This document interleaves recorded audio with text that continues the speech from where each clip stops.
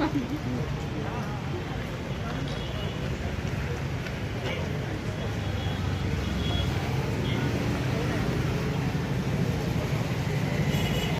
आहे आणि मला वाटतं कठोर कारवाई झाली पाहिजे। एक तिथे लेडीज मुख्यमंत्री असताना, मला वाटतं ममता बॅनर्जी मुख्यमंत्री असताना कायदा सुव्यवस्था तिथे खराब झालेली आहे। या गोष्टीचा मी निषेध करतो।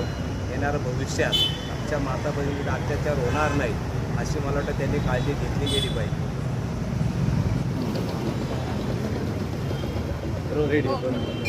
आम्ही आज सगळे डॉक्टर विलास पाटील मेडिकल कॉलेजचे डॉक्टर्स इथे जमा झाले आहोत, कारण आम्हाला असं वाटतं की आम्ही इतकं वर्ष टाकून इतकं शिक्षण घेतो आणि समाजसेवा करिता आम्ही जेव्हा रात्री ड्युटीवर असताना जेव्हा असं काही इतकं घाण वाईट होऊ शकते, तर कोणीच कुठे सुरक्षित आहे का?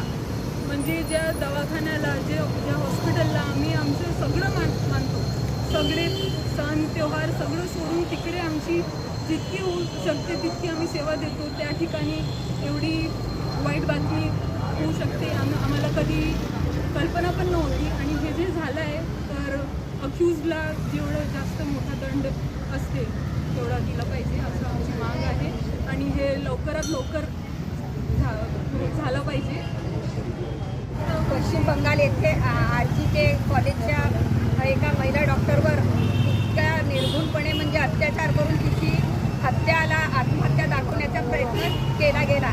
ही खूप म्हणजे एकदम खेदजनक बातमी आहे आणि तिथे एक महिला मुख्यमंत्री असून सुद्धा महिलांवर अत्याचार होतोय ही खूप दुःखद बातमी आहे।